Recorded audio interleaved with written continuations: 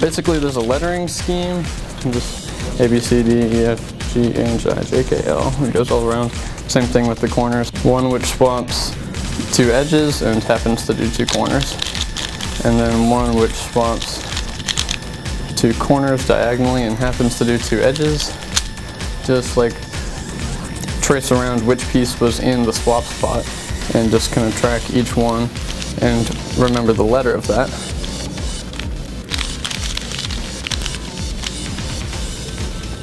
La.